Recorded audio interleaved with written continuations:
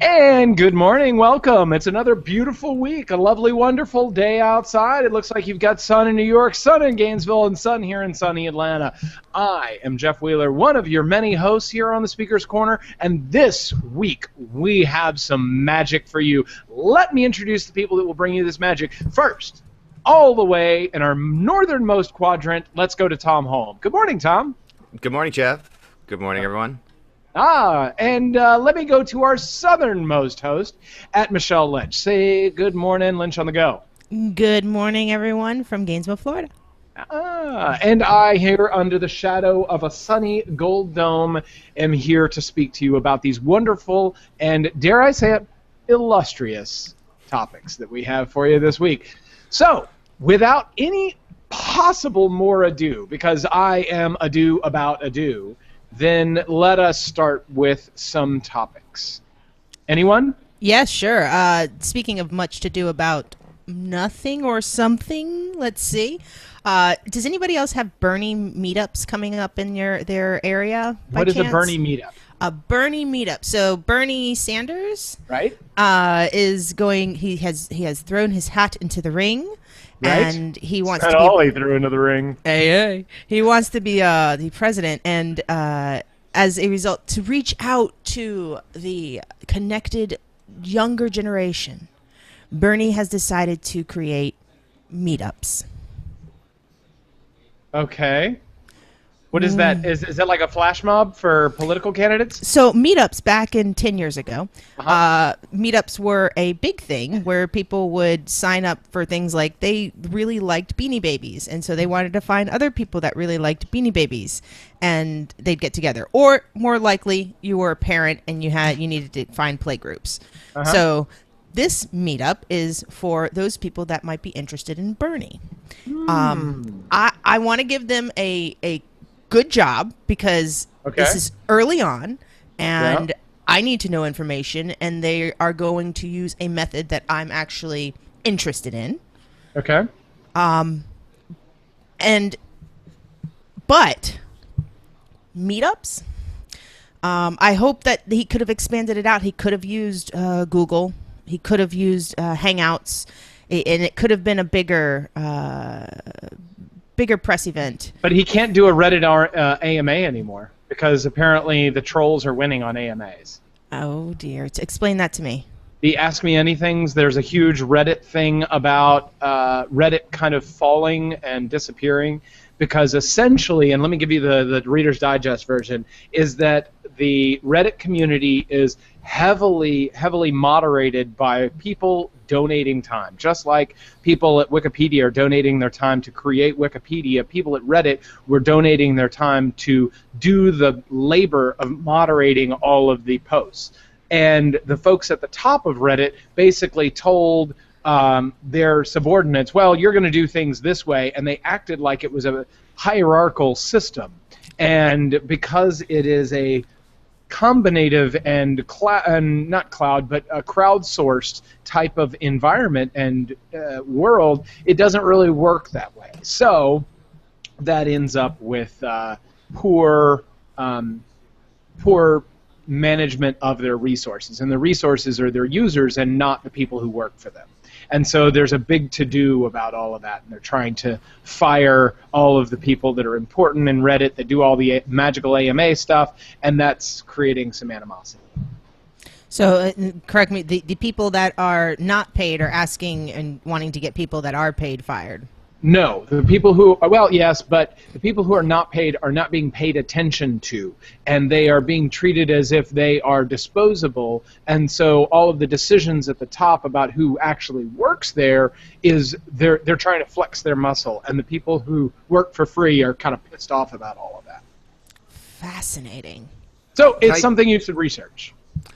I would like to jump back to Bernie Sanders and actually kind of do a positive plug for the meetup concept over, say, a Hangout or something. Because first off, as opposed to a Google Hangout, meetups are in the flesh, and also they're organically driven. This isn't the top down. I could start a Bernie Sanders meetup for Woodside right now, post it online. Doesn't necessarily mean anyone's going to come to my meetup, but it's me actively trying to create community. So it might be that kind of, look, I don't want this to be about me the machine creating these groups. I'd rather have organic, natural synergy happening at the community level. So you find like-minded folks, get together, talk, strategize, create community, and then go forward. So on that level, it actually might be a really great use of an older system.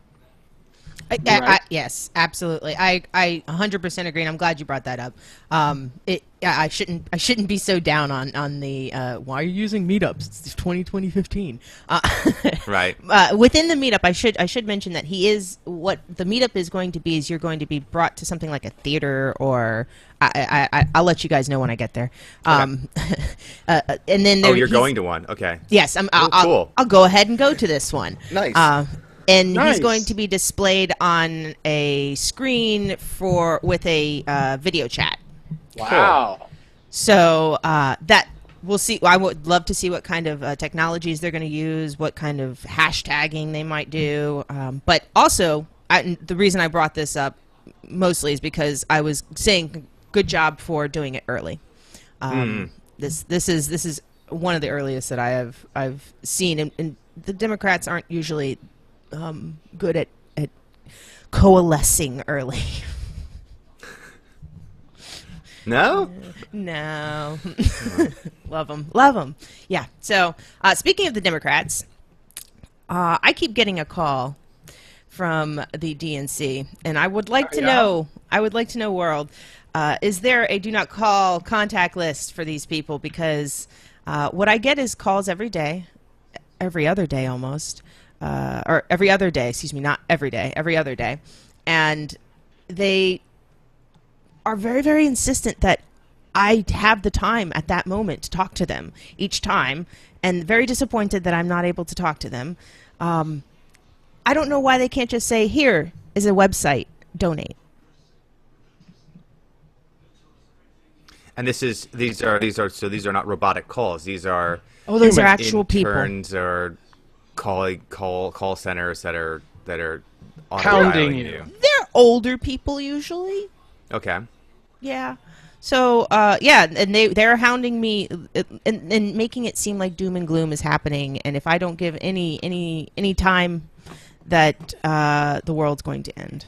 Right, but isn't that what is a call to arms? Isn't that what makes people move, is doom and gloom?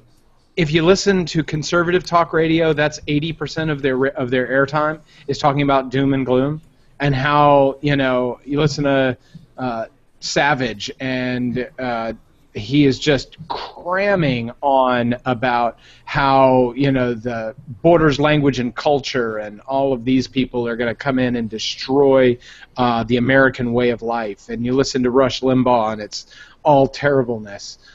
That's the call to arms. That's what makes people listen and gets people fired up.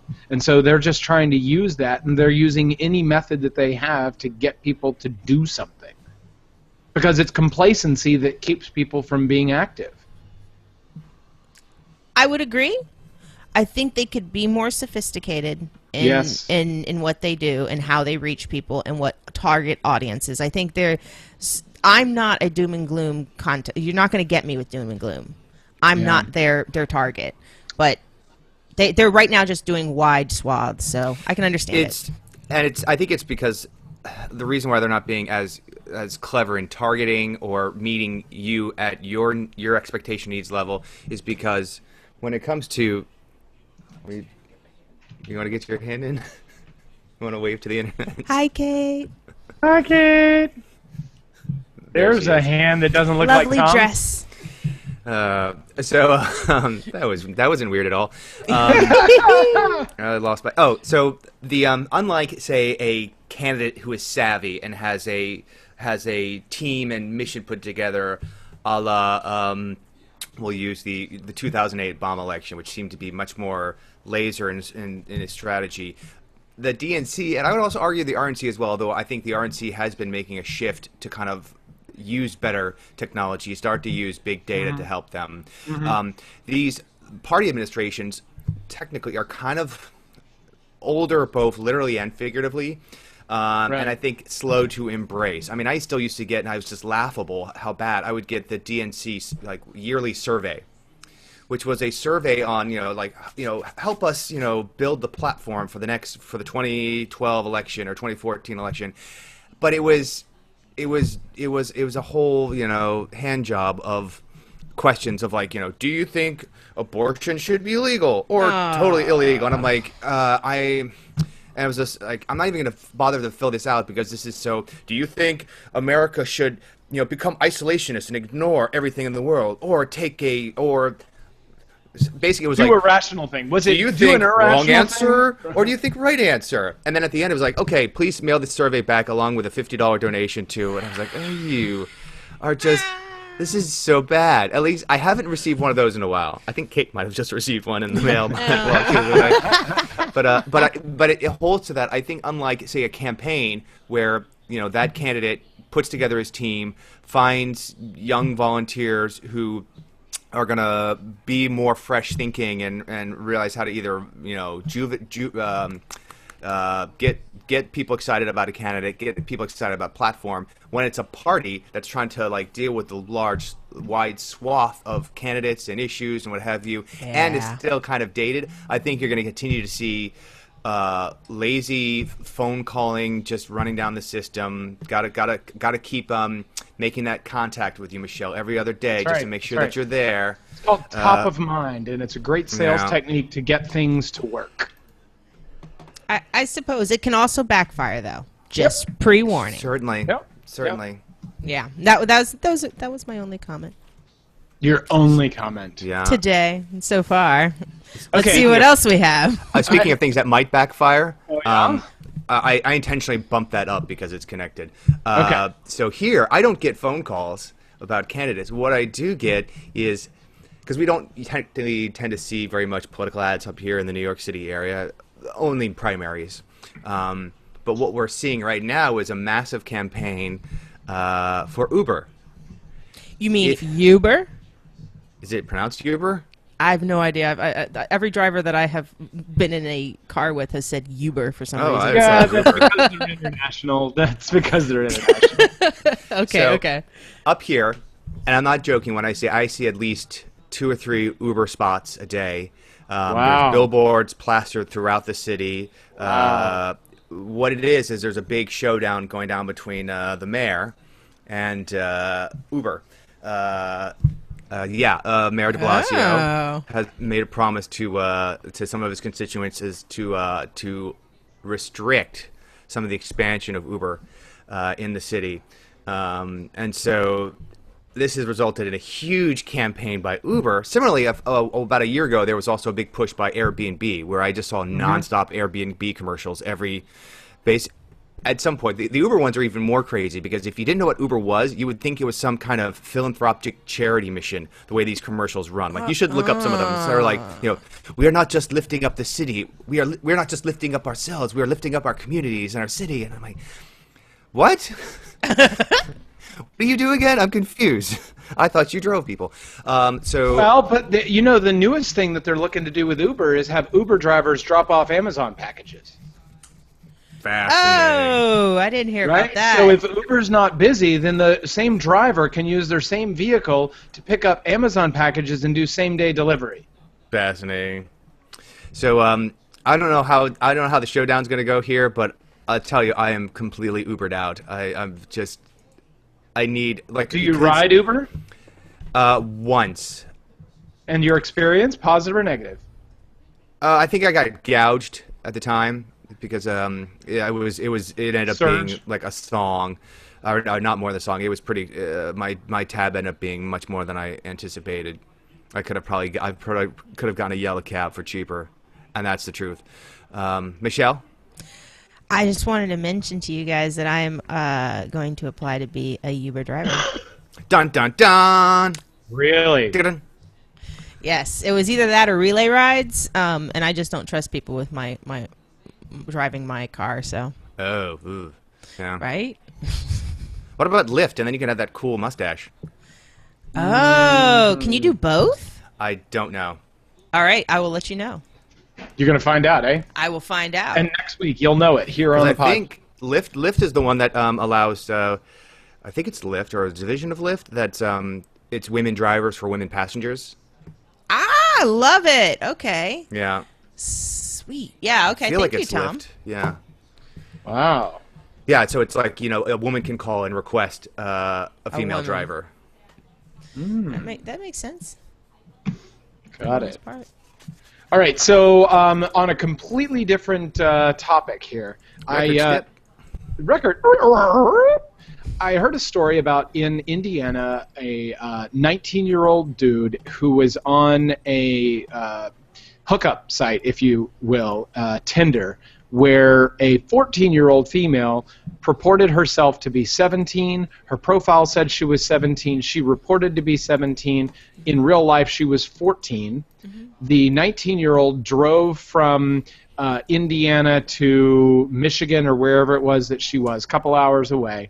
Picked her up. They had a little time. They ended up fooling around and doing the dirty. And when he was done, dropped her back off at her house, which her mother thought that she had run away, and so she was waiting there with the police. Police find out, then they take statements from both of these people. They both admit to having consensual sex, and then this dude's life begins to get ruined. And so now the judge stated in the judgment that he was to be on the sex offender registry because he shouldn't be online meeting people online. Why can't he go to normal places to meet people and not use this online stuff? And so he said in his decision that he was making a statement, putting him in jail when he had no knowledge of what this girl's actual age was. She purported herself to be 17. Her profile said she was 17. There was numerous things that said 17, yet she wasn't, right? And that hasn't changed, though. That's from 1950. Somebody could say, I'm 17. Yeah, I could say, I'm 23. You still have to do due diligence. That, like, no matter what, online, offline, that would still have happened. She would have still said 17. Understood. But my argument here is about the sex offender registry, right? So did he do a bad thing? Yes. Is he not supposed to do that? Yes. But now this guy who, you can't say that he had mens rea. He had criminal intent, right? He didn't do anything that showed criminal intent. Now he's on a sex offender registry for the rest of his life, which in many municipalities means that he has to live under like a bridge overpass or something because he can't live within 2 miles of a school, can't live within 2 miles of a park or a library or, right? And so now he's on a sex offender registry throughout the entire United States. So his life is basically dictated by this one action that he did on one afternoon when he was 19. Is that fair as a society for somebody who did something without mens rea to have the same punishment as somebody who goes and picks up some 50-year-old dude who brings candy to the little girl on the playground and takes her in and sexually molests her? They get the same effective treatment. And my argument is that we're using the sex offender registry too often. Thoughts? Here's where I would counter it to say that I don't understand why there's a statute of limitations for sexual assault or sexual violence. That has never, it's like Bill Cosby.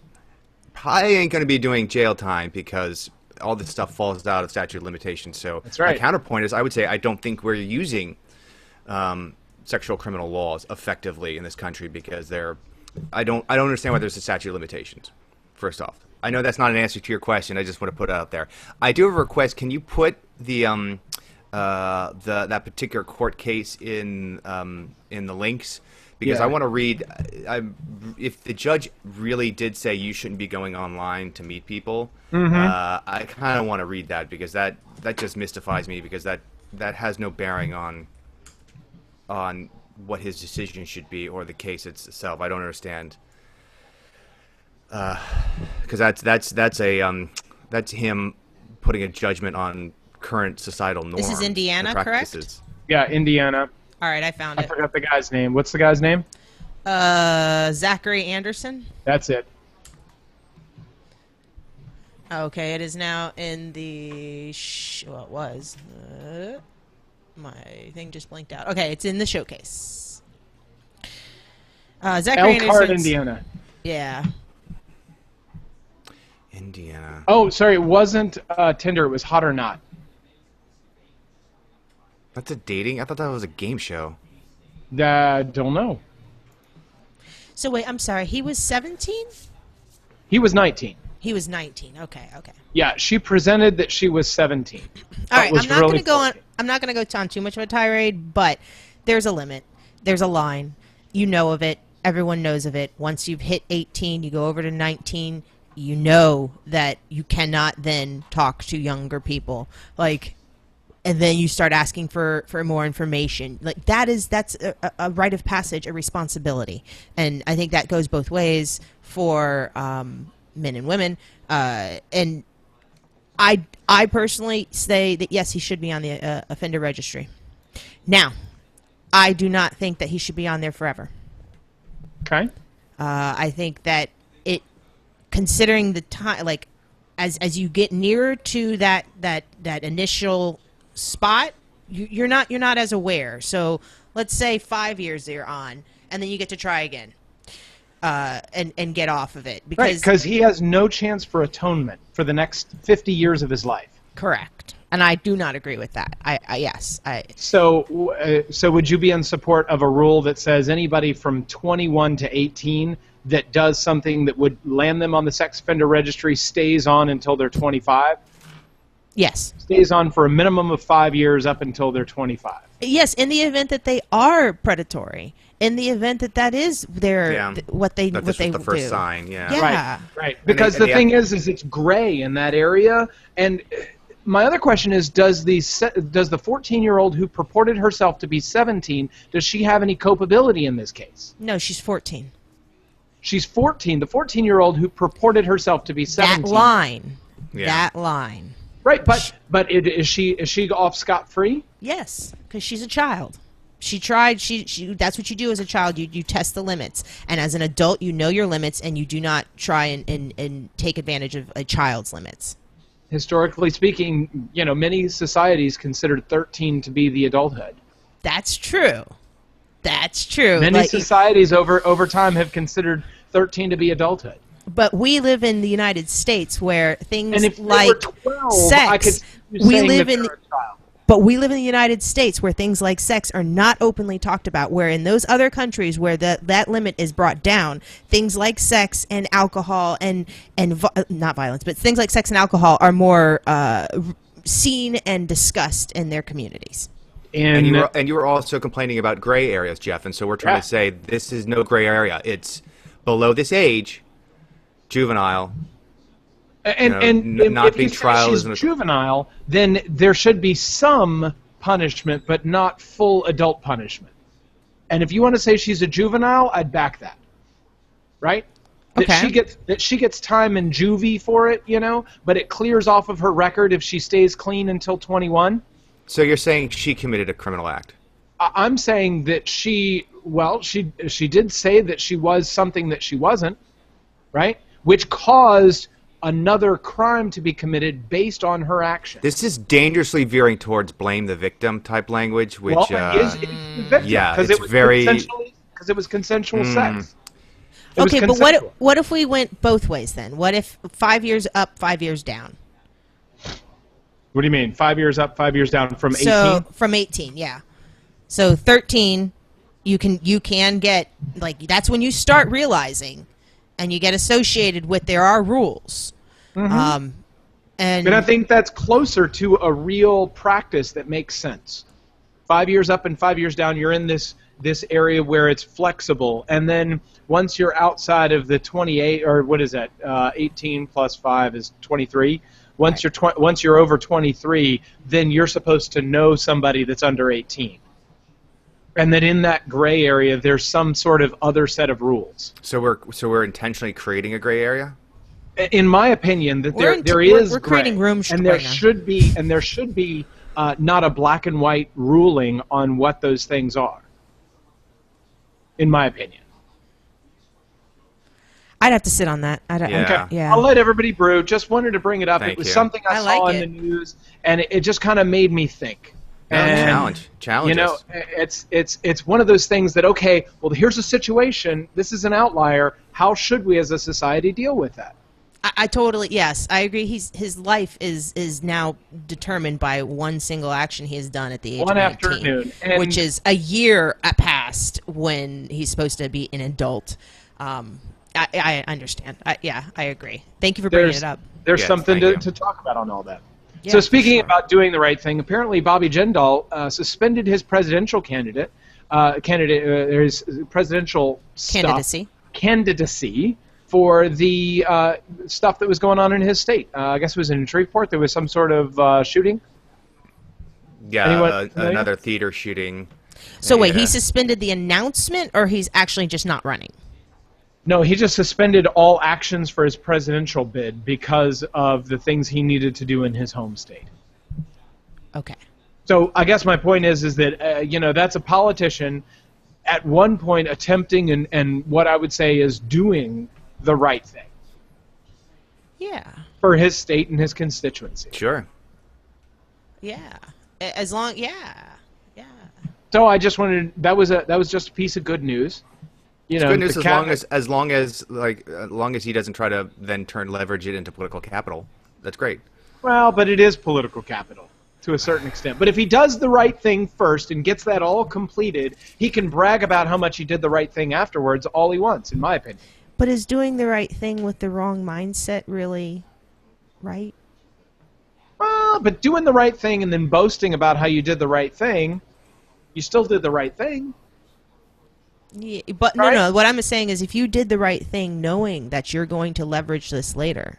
Oh, I'm not going to go into what did he do and why was he doing it and getting some sort of stuff like that. If somebody wants to go on Christmas and work at a soup kitchen to feed the homeless, I'm not going to go, oh, well, you did that because your girlfriend's going to like you better and think that you have a heart. No, you did the right thing. You did a good thing. Well, no. There's a difference between saying I'm retracting my candidacy and then coming back to give your candidacy back. Is that? Well, I don't think that he retracted his candidacy. I think he just put everything on suspension. So he's not going to do any appearances. He's not going to be talking to the press about his presidency. He's just going to be dealing with the issue at hand. He's going to be governating. He's going to be doing his job. Right. Wait. So I'm congratulating him for doing his job? Which is rare in politics. God damn it, politics. Okay. Speaking of politics, we have an electoral fusion? Yeah, I don't believe I've talked about this before, and if I have, too bad, I'm going to talk about it again. But just recently I realized that New York is only one of about, I think, 6 or 7 states in the United States that does this. And I know that Florida and Georgia are not states. So electoral fusion. Whoa, we are states. Is not one of the 6 or 7 states that do this. Calm down. You are a state. So what it is when I go in to vote for the governor or the mayor of New York, and let's say it's Bill de Blasio versus I don't remember the Republican's name, I have the option of voting for de Blasio, but I can vote for him as endorsed by one of 6 different parties. And as such, my vote for de Blasio, I could vote for him as the Democratic candidate, or I could vote for him as the Working Families Party candidate, or the Green Party candidate. All those votes go to him, but are also recognized as votes for that party and its platform. What this does is it allows smaller parties to endorse a major ticket candidate, but also garner enough votes that I think eventually, if you reach a certain threshold, you do receive some funding for that party to kind of promulgate and push their politics. So what it allows is it's called fusion voting. It's where a candidate can seek and receive, or not even seek, but receive the endorsement of smaller, not the two binary parties. It's a really kind of cool thing because it's like, you don't feel like you're that classic, I'm throwing my vote away because I voted for some candidate. Right. But it's almost like letting you vote twice. It's letting you vote for the candidate, but also for maybe an established set of platform that you believe. Michelle? Yeah. Do you in your state, do you get reporting back based on those votes in, like, saying that Working Families got Interesting. So the news covers it in that way as well. Yeah. In fact, there was like a few years ago. Was it for Cuomo or was it for? There was a big campaign pushing for the Working Families Party, which is a very progressive left party, and like Matt Damon was doing a commercial advocating, like saying, "Hey, if we get X percent of votes for the Working Families Party, I will wear a Yankees hat, at my next public appearance or something." So it was that kind of trying to get. Because also what it does is it draws attention. Suddenly people are like, oh, the Working Families Party got 25% of the vote. What is this party about? I think it's a really neat system. In fact, I think some states actually, you can do it in the... actually, we can do it both in our primary and our major election. So just electoral fusion. Wow. It's kind of a neat thing. It's up on I actually kind of like that. Yeah. I didn't think I was going to like it. But I actually kind of like it. The states that do it are Connecticut, Delaware, Idaho, Mississippi, New York, Oregon, South Carolina, and Vermont. Wow. All right, so in other news, Prime Day happened not that long ago. What was it, the 15th? Correct. Right? On the 15th, Prime Day happened, and Prime Day was Amazon's attempt to have Singles Day that Alibaba has or have Black Friday that the retails have. And it was poo-pooed in a major way on the internet. But on Friday, I think, they released earnings, or maybe it was Thursday night, they released earnings and included Prime Day. And the street said that they were going to lose 14 cents a share. What actually they did was made a profit of 19 cents a share. So in other words, they completely fouled up what all of the political say-sos said so, right? And okay, well, somebody did blah, blah, blah. How much of a big deal does that mean? Well, Amazon stock went up so much, right, that Jeff Bezos, the owner of, or the major stakeholder in Amazon, made $7 billion, with a B, billion dollars in 45 minutes. Holy crap. $7 billion in 45 minutes because the street was not expecting them to make as much money as they made. In large part, he made $7 billion, or his stock shares increased. Yes, his stock shares increased in value by $7 billion. His paper net worth went up by $7 billion. Wow. So now it is $50.3 billion. And he moved up to being the 5th richest person in the world on that one day in 45 minutes because they did so well in this quarterly reporting, right? So Amazon Prime Day didn't do that poorly. And looking through the numbers, basically every single thing that Amazon did or needed to do, they made more money than everybody expected. Prime made more money. Amazon Web Services has been killing it, making a huge amount of money. Prime Day was a huge success in profitability, even if it wasn't a huge success in public opinion. Michelle, did you have something?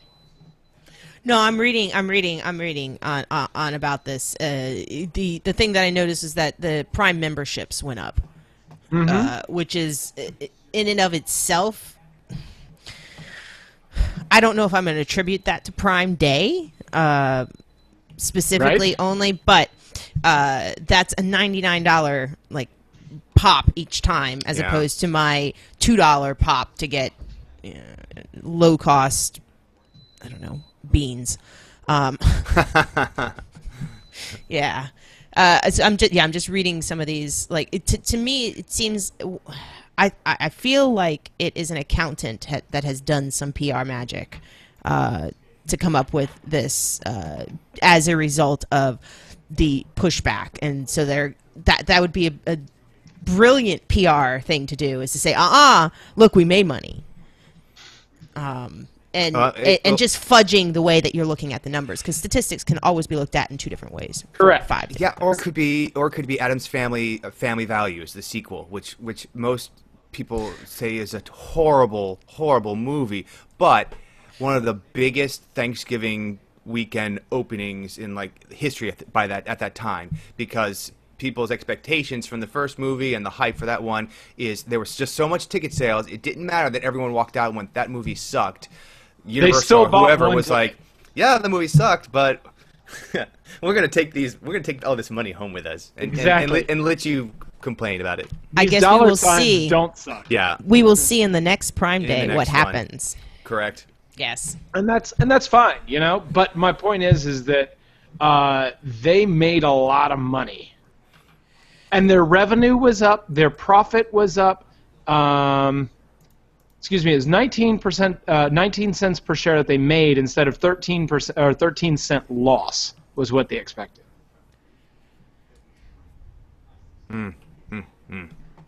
I mean, I feel like eating my hat almost a little bit, but I want to know why I'm eating my hat first. So yeah. Eating your hat. Oh, on the Prime Day stuff? Yeah, we on this show. Right. But regardless of whether it was a letdown, they were profitable in it. So if they were profitable in it, why wouldn't they go and do it again? And hopefully do it better. But do it again. There's nothing wrong with that. Yeah. And the point on the money game is that, yes, Prime Day did well, but it was everything. The Amazon Web Services was making a huge amount of money. All the other parts of their business were making more money. All of the nickel and dime stuff that they've been doing is wonderful, and there's nobody that can beat the delivery of Amazon at this point. In the breadth of things that you can buy from Amazon and the effectiveness of getting that to you, there is nobody that can compete with that. No, that's true. That is so true. And when they get this same-day delivery stuff sorted out in all the major markets, it's going to be impossible to beat them. I buy from a couple of industrial warehouses specifically because they do same-day delivery, and it's wonderful to order something at 10 o'clock in the morning and have it show up at 2 o'clock that day. Yeah. Nice. So when you need to do something, you don't have to run off to the store and get it. You just get it from them. And even if there's a little bit of increased markup, it's huge. And if they can do this with these Uber drivers driving around, or they can do this with other things, they were talking about having housewives sell out 4 hours of their day in the midday just to deliver stuff. Or house husbands, homemakers of whatever ilk they are. Wherever they went to home economics class, a part of home economics class is now going to be that you are a digital Turk. I might be okay with that as long as you make some extra money. That's right. Okay, but if a house spouse is able to spend 2 hours in the middle of the day, make $50 for 2 hours worth of work while their kids are at school, that's another $50 in the household. They do that every single day. Instead of getting a bartending job at night, they can just make a little bit of money instead of delivering pizzas, which is all weird. And that's probably great for Amazon because then they're paying $2 a package to get the stuff delivered from their warehouse where they already get it at the warehouse. They just go up to the warehouse, they pick up 2 packs of 10 packages, and go do the thing. I just need kids. Wonderful. It's wonderful. And if it's a housewife and they traditionally have more worries about safety, then females tend to worry more about safety. Then they don't have to necessarily see people every time they do it. They can just drop off at people's doorsteps and move on, in large part. So, just thoughts. Yeah. Just thoughts. Always. We have such great thoughts on Speaker's So Corner. we've challenged you. We have imparted data upon you. We have given you things that you should think about. We have given you things that we think about. And that is exactly why we are here. It's another week where we have discussed all of these things. Tom, did you have anything else you wanted to throw in there before I close this sucker out? No, shut it down. Shut it down now. Ladies and gentlemen, we have put another one lovely and wonderful in the books. This is another week of your Speaker's Corner podcast. The 3 corners that were here this week and one in spirit. Right? The middle one in spirit. Miss you, Frank. Yeah, that's okay. But we are here imparting things on you, and you do not have to think like me. You do not have to think like me. You do not have to think like me. And I don't think, Frank says. Aw. But we are going to ask you, as intelligent people, our audience, to think.